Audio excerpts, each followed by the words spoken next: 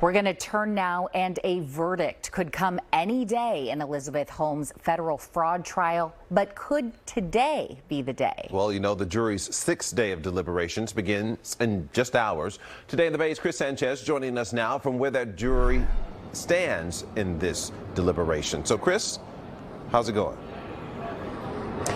Well, good morning to you, Marcus and Kira. So the judge has told the jury that he's available anytime this week if they have questions or if they want clarification. And as today begins day 6, we know what they've already been considering so far. In their last 5 days, they asked to hear one piece of evidence over again, and that was a phone call between Elizabeth Holmes and investors. They also asked the judge one question. So if it seems like it's taking a long time, it's worth remembering that this is a very complicated case. There was a lot of scientific information that came through. 29 witnesses on the government's end, 3 witnesses on the defense end, and 11 fraud charges that are felonies. Our colleague Scott Budman has been inside that courtroom for much of this case. Good morning to you, Scott. I usually see you across my cubicle. It's nice to see you in person.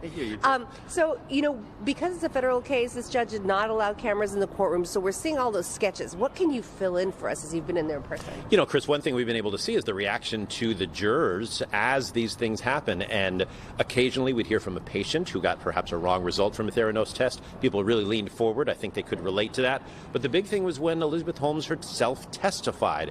Every word they hung on, trying to figure out how she sounded. Did she make eye contact? And we were watching her and watching them watch her, and you could tell they were really, really interested. Well, I mean, we've seen and heard of her in person in her own words because of the documentary, and she did a TED Talk and all of that. So, you know, was it any different from that persona that we've seen? It was.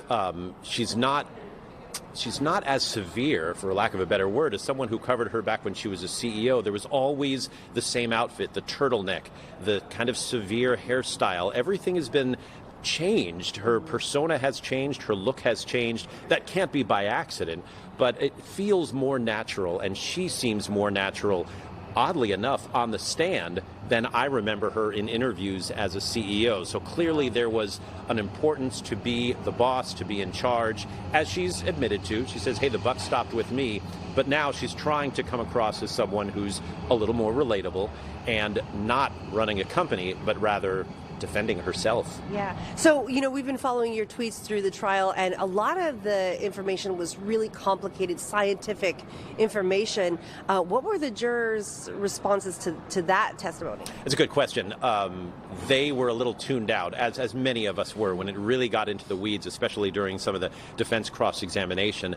And I think that was on purpose. The defense wants to confuse things. It wants to muddle things a little bit, it seems, so that you're not remembering that phone call that they just listened to where Holmes was, to be charitable, exaggerating to investors. Yeah. And so, you know, they're trying to sort of muddle the waters and make things a little less cut and dry. All right, so, well, as interesting as that has been over the last couple of weeks now, this is super boring. I mean, it really is just sitting and waiting until the jurors finish doing their job. It's an important job. I mean, her life is on the line. Each of these charges carries a maximum sentence of 20 years in prison.